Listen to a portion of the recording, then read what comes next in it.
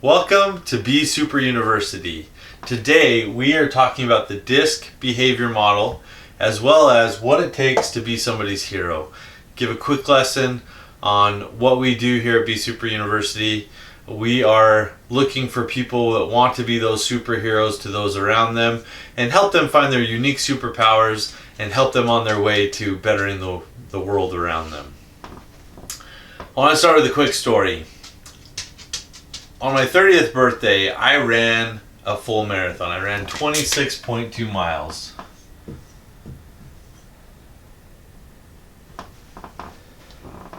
And this morning, I ran 2 miles and my legs are killing me. Needless to say, I'm not in the same shape I was on my 30th birthday. And running 2 miles, let alone running 1 mile, is not easy for me.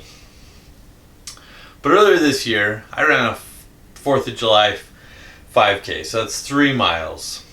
And up until this point in my life, when I was running, I always had this mindset that I would just run from point A to point B. I'm gonna run 6 miles today. I'd run 6 miles that day, and I'd do it nonstop. And that was the mentality I had back then when I was running. And so leading up to this 4th of July 5K, I had that same mindset that I could run 3 miles. I ran 26 miles just a few years earlier.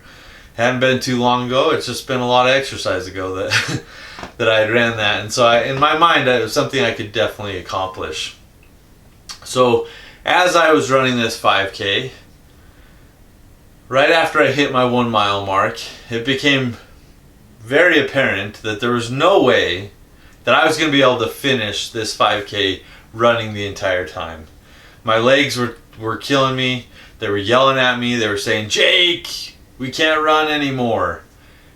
And I kept trying to run, but it didn't take long before my legs won.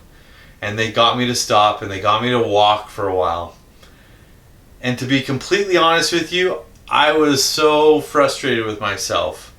I was so upset with myself. I had always been able to run from point A to point B. Whatever I told my mind at the beginning of my run, that's what I did. And so I was sitting here beating myself up as I was starting to walk the remaining of this 5K. I still had 2 miles to go.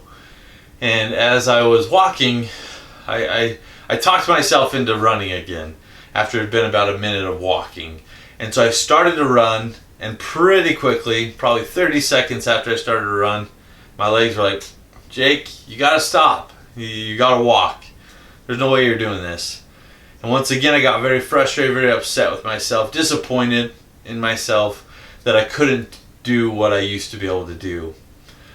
And so as I sat there and I was walking and I was thinking, I didn't want to just walk the remaining 2 miles. So as I thought, we were running through a neighborhood. And so as I was thinking, I'm going to go ahead and draw a picture for you. So as I was sitting here thinking, and this isn't an exact drawing, this is made up of the neighborhood that I was in.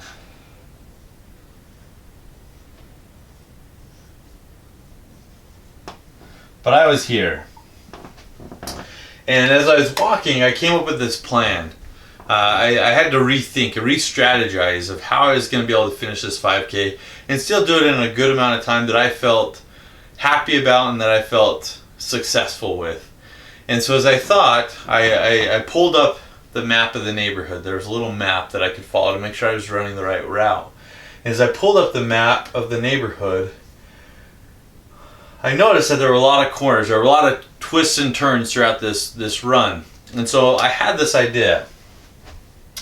I would run for one segment and then walk the next. And then I would run, walk, run, walk, run, walk, run, walk, run. And of course at the end you always have to run. You always have to finish when you're running. And so I came up with this plan, and as I started to do this, I ran that first segment, and it was hard. It was so hard for me. But I got to the corner, And I was able to tell my body, okay, Jake, you can walk. And I walked for that first segment, and I got to the corner, and then I told my body, hey, Jake, we made a deal. We got to run. It's time to go. And so I ran until I got to the next corner. And I did this all the way through the rest of that route in that neighborhood. And I was able to do it completely, exactly how I had strategized. And I was able to make it to the end of that 5K. And although not doing it the mindset that I previously had when I was running a long time ago, but I was still able to finish, and I still felt so good about myself when I was able to finish that race. So what does this have to do with you? What does this have to do with you and understanding the DISC behaviors, understanding what it takes to be somebody's hero? You're only ever competing against yourself. You're never competing against the people around you when it comes to helping people. You're always only competing against yourself and your own comfort level. And if you can't step outside of your comfort level, if you can't do things that are uncomfortable to you, then you're never going to be able to really be somebody's hero. And I'm not saying that lightly. You have the power to be somebody's hero. You have the power to change the way you interact with people to make it the best interaction for them. You can't control what they do to you, but you can definitely control what you do for them. That's where DISC comes in. If you have a better understanding of DISC, if you have a better understanding of your own behavior and the behaviors of possibly everybody around you, then you have complete power to be a hero to everyone you come in contact with. But what do I mean by that? I mean that you can adapt yourself to have that comfort of the other person and their behavior style, and you can really make their day. You can really change their life. But why am I telling you all this? Why does this even matter? It matters because you can make a difference. You can make a difference not only to your family, not only to your neighbors, not only to your coworkers, but to anybody you come in contact with. It comes down to it's your own personal choice. And when we talk about being somebody's hero, it's not something that can happen overnight. It's not something that you can flip a switch in your brain and now, hey, I'm a hero. I helped that person. I'm their hero. What it requires is you have to strategize. You have to decide today to be somebody's hero tomorrow, and the next day, and the next day, and the next day. Just like my run around the neighborhood, it wasn't something that I could just do like that anymore. It was something I had to strategize. I had to come up with the best plan that was going to help me to feel successful in the end. And for me, I feel successful when I know that I've positively impacted the lives of the people around me. I feel successful when I can tell myself that I have been somebody's hero today.